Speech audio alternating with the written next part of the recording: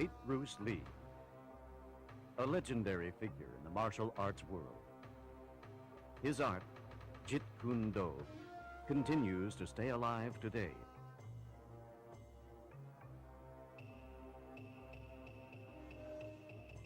Richard Bustillo, director and co-founder of the IMB Academy. He's always in high demand at the International Martial Arts Seminar Circuit.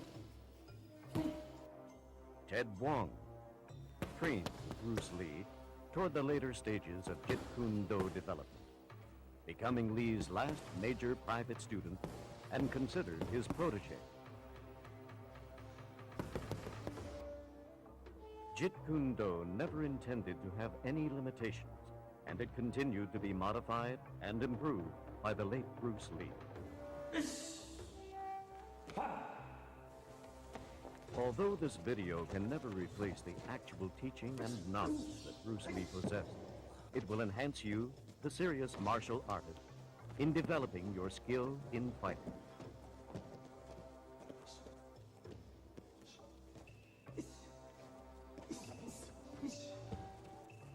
This video will consist of warm-ups, basic exercises, on-guard positions, footwork, power training, speed training, and self-defense techniques.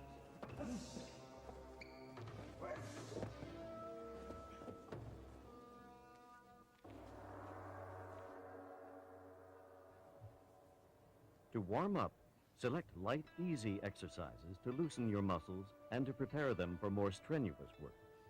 Besides improving your performance, warming up exercises are necessary to prevent injury to your muscles. No smart athlete will use his hand or leg violently without first warming up carefully. These light exercises should dictate as closely as possible the ensuing, more strenuous types of movement.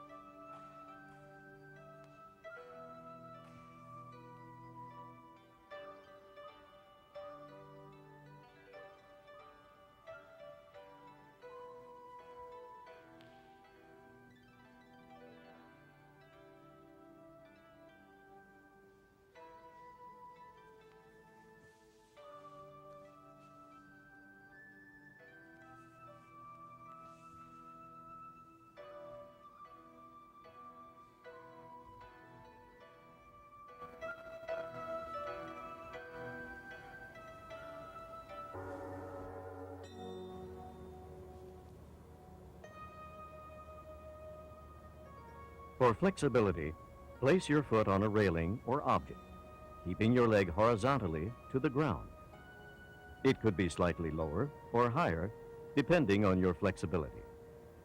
Move your toes toward you, keeping your extended foot flexed straight. Press your knee to keep your leg straight and lean forward from the hip as much as possible without injuring your muscles.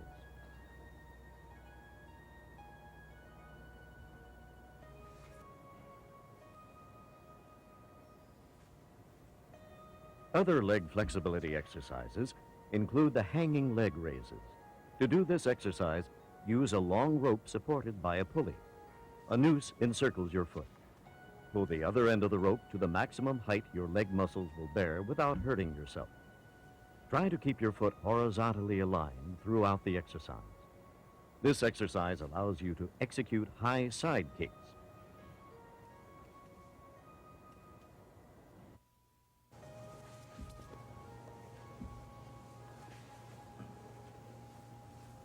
One of the most important phases of fighting, Bruce Lee used to say, is sparring.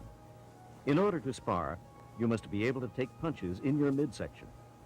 To do this, Lee concentrated on sit-ups. Bend your knees, locking your legs with a partner. Do as many as you can until you feel the strain around your abdomen. When you become accustomed to the exercise, try placing a weight, such as a dumbbell or barbell plate, behind your neck and do your sit-ups.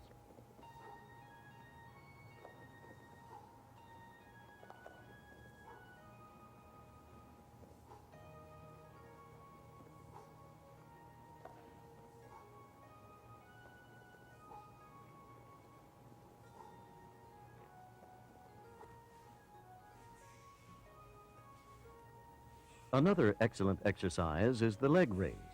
Lie on the floor, keeping your back flush to the floor by pushing in your midsection, and lift your head slightly until you can see your feet. Keep your legs together and straight. Then lift them upward slowly and as high as possible. Then slowly return them to the floor, spreading your legs and bringing them back together. To get the most out of this exercise, do not let your feet touch the floor. Keep them about an inch above the floor and start to raise them again.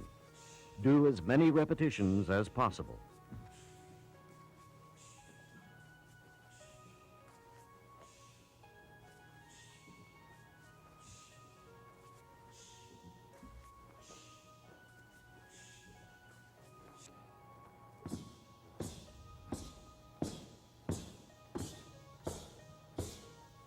To toughen your midsection, get a medicine ball and have someone drop it on your abdomen.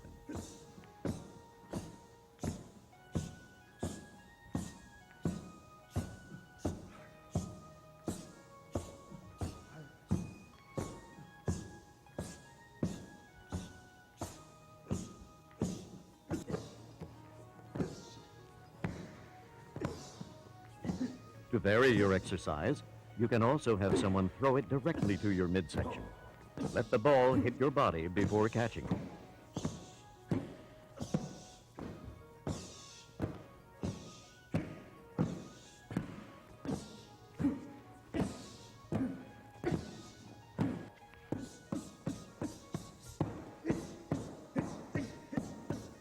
Another way to strengthen the midsection is to have someone punch your stomach with boxing gloves.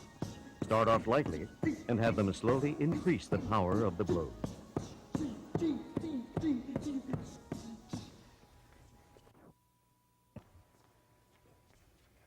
The most effective JKD stance for attacking and defending is the on-guard position.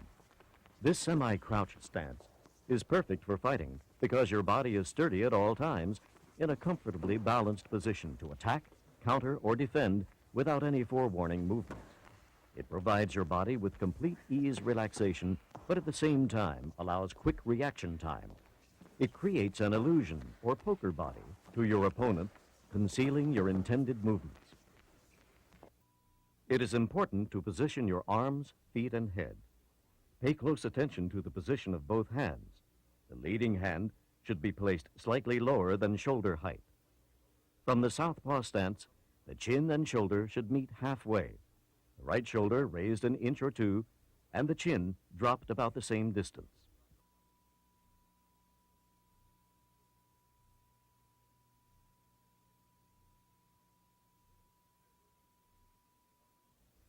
At this position, the muscles and bone structure are in the best possible alignment, protecting the point of the chin. In close-in fighting, the head is held vertically with the edge of the chin pressed to the collarbone, and one side of the chin is tucked to the lead shoulder. Only in rare extreme defensive maneuvers should the point of the chin be tucked into the lead shoulder.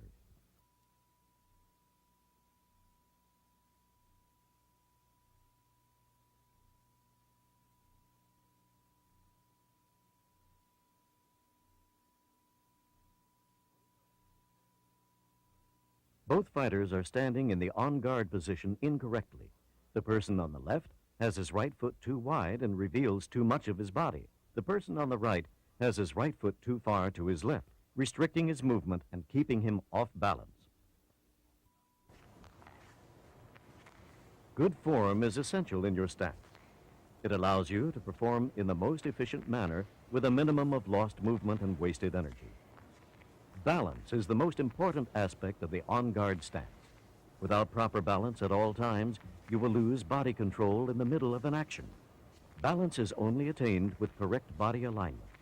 Your feet should be directly under your body, spread apart at a comfortable medium distance, the space of a natural step, so you are braced and not standing on just one point. The weight of your body can be evenly balanced on both feet or slightly on your lead foot.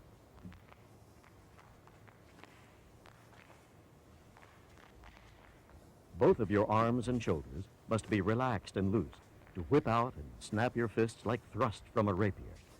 Keep both hands in constant weaving motion, but always keep yourself covered while doing it. The lead hand should be constantly moving, flickering in and out like a snake's tongue ready to strike. This threatening motion keeps your opponent in a bewildering plight. Remember, if you tense up, you lose your balance, timing, and flexibility, which are essential to all proficient fighters.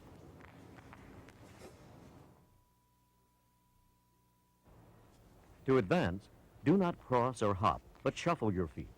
At the outset, you will feel clumsy and slow, but as you keep practicing this movement daily, you will develop your speed and grace. To do the forward shuffle, stand in the on-guard position and move forward cautiously. Slide your front foot forward about a half step, widening the space between your feet just for a second as you slide your rear foot forward. When the rear foot is moved forward, you should be at the original position. Then to advance further forward, repeat the process.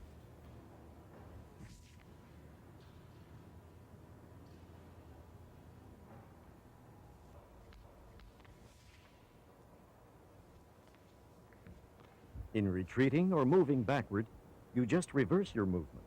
The basis behind the backward shuffle is like the advance. From the on-guard position, slide your rear foot backward about a half a step, widening the space between your feet just for a split second as you slide your front foot backward. When the front foot is in place, you should be in the on-guard position and perfectly balanced. Unlike the advance shuffle, your weight would shift slightly for just an instant to your rear foot when you slide your front foot backward. To retreat further, continue to repeat the process. From the on-guard position, with your front foot, step forward a few inches. As soon as you glide your front foot, quickly slide your back foot almost to replace your front foot's position. Unless you move your front foot instantly, the rear foot cannot be planted properly because the front foot will be in its way. But the purpose of this movement is to move your body quickly to a distance, 8 feet or more, that requires several steps.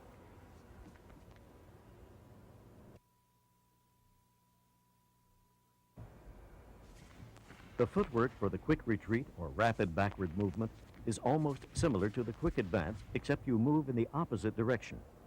Unlike the quick advance, you do not have to slide your foot a few inches. It is just one quick motion, but your body should be in alignment and in balance. The front foot, like the quick advance, initiates the movement with the rear foot following just a split second later.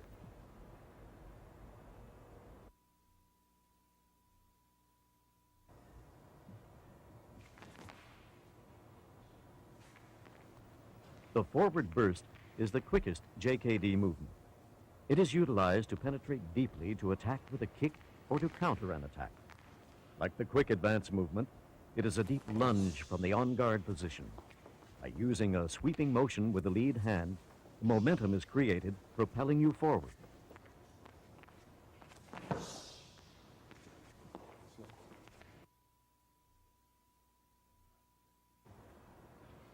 Sidestepping is used to avoid straightforward assaults and to produce openings for a counterstrike when the opponent least expects it.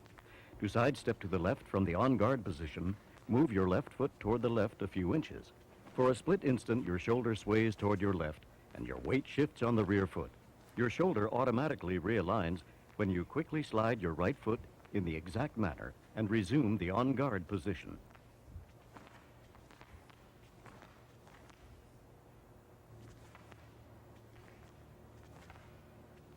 To sidestep to the right, the move is almost the same, except that you lead with the front foot and move toward your right.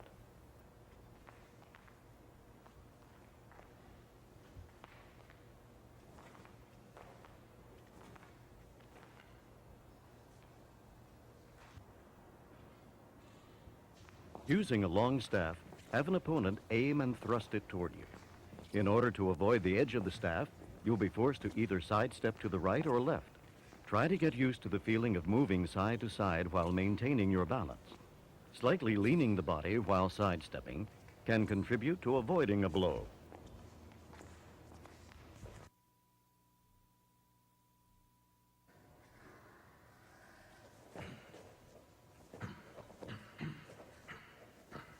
Power in hitting is not based strictly on strength.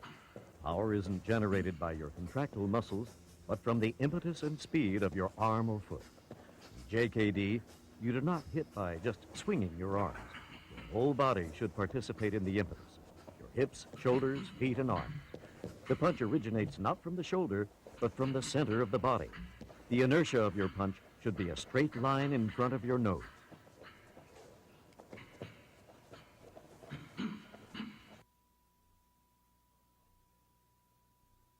From an outspread position of your fingers and thumb, roll your fingertips into your palm, and then overlap your thumb tightly over your clenched fingers. The tip of the thumb extends to the center of your middle finger. One of the best ways to learn to power punch is to use your hips. To do this, tie a string to a piece of paper and hang it from the ceiling to about chest height. Stand about a foot away with both of your feet parallel to the paper. Keeping both loosely clenched fists in front of your chest, elbows hanging freely at your sides. Bend both knees slightly and twist your body back and forth, pivoting on the balls of your feet, letting your hips initiate the rotating motion. Simultaneously, as your body is rotating, raise your elbow to your shoulder height just in time to apply an elbow strike to the target. It is very important that your hips rotate slightly ahead of your shoulders to obtain maximum power. Once you feel comfortable with this exercise, step back about 2 feet, use your fist, keeping the same body position with good balance.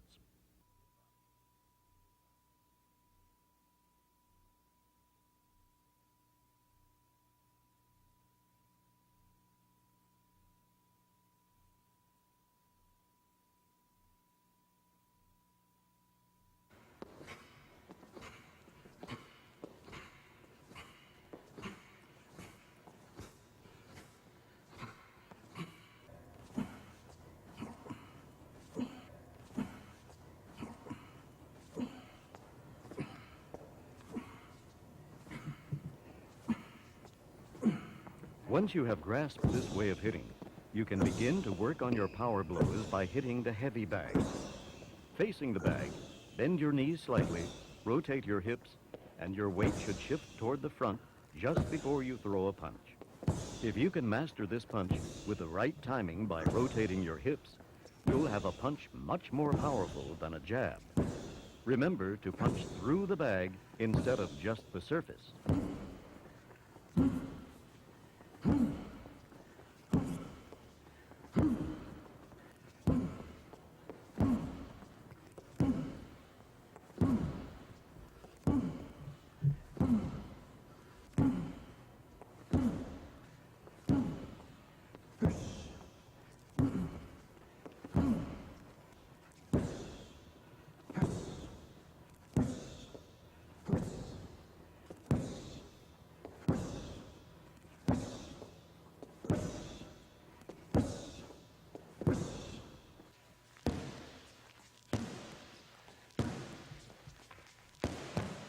Besides the heavy bag, there are other types of equipment that will supplement your punching training.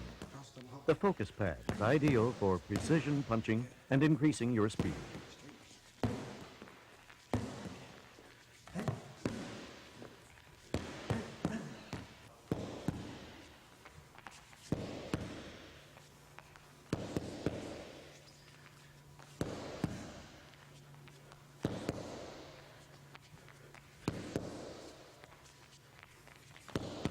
The shield is more solid than the focus pad and will not give in, thus giving the puncher a completely different feeling upon contact.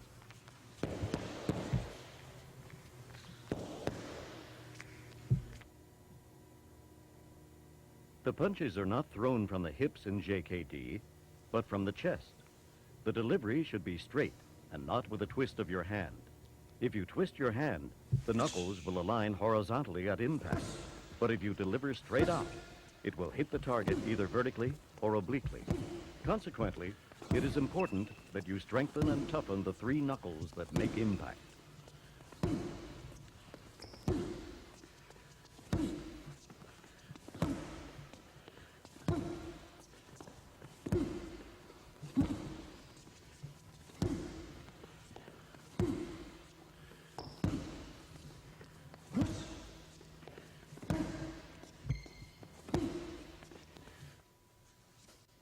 One of the most helpful tools that you can incorporate in your training schedule is the round steel cylinder.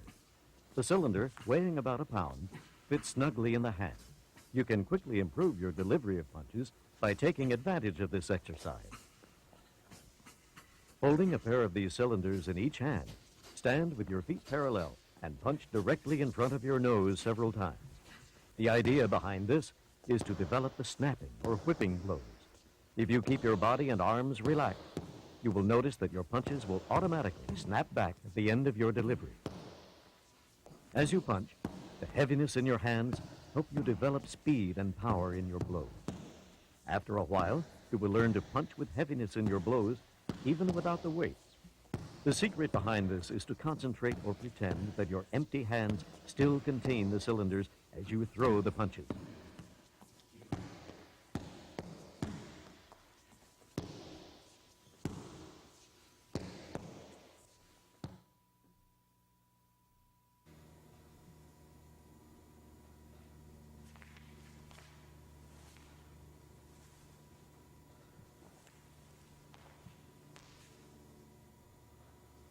To execute a powerful side kick, stand with your feet apart and parallel to each other.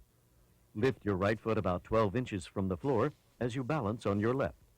Stomp your right foot straight down with force and let it snap upward about an inch from the floor. Like punching with the flowing energy, here again you should concentrate with heaviness in your foot.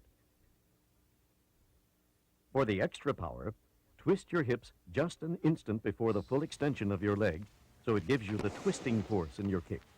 Then snap your foot at the full extension for the whipping effect.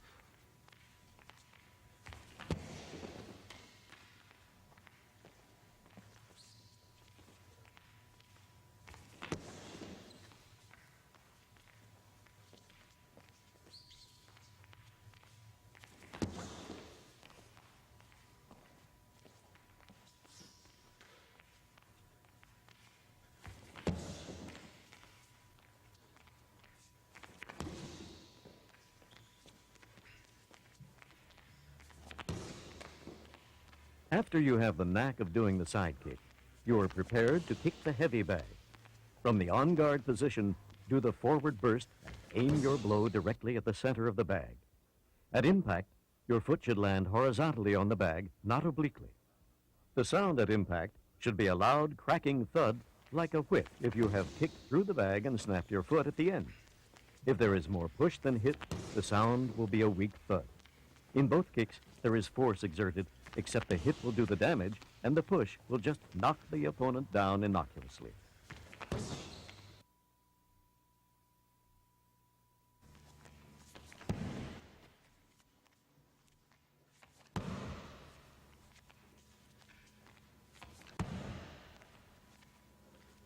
Although the front kick is not as powerful as the side kick, you can increase the explosiveness of your kick by using your hips.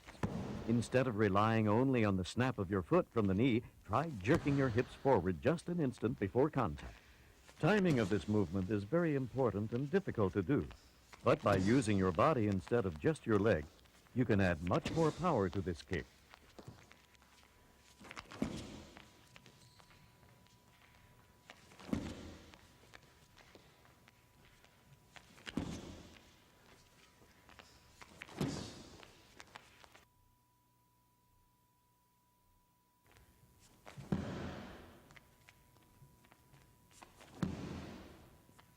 Like the front kick, the inverted kick is delivered in a similar snapping motion, except that your foot is angled out toward your opponent's body and contact is made with the top of the foot.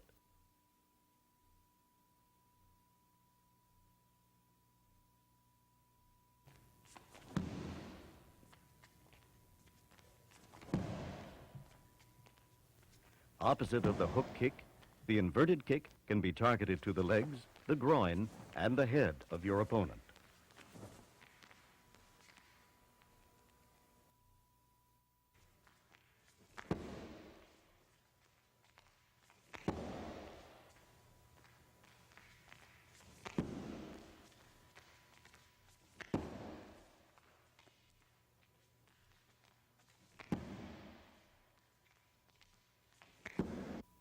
Lift your lead knee until your thigh is horizontal. Your leg below the knee should be hung loosely, pointing to the floor at about 45 degrees. Your weight should be completely on the rear foot, with the knee slightly bent and your body leaning backward. Then pivot on the ball of your rear foot, which automatically induces your hips to rotate. Finally, snap your foot from the knee, which straightens the supporting leg. The hook kick is performed with just one motion from the time your foot leaves the floor. The hook kick is focused generally on the upper line from the waist to the head. It is especially effective when targeting the ribs.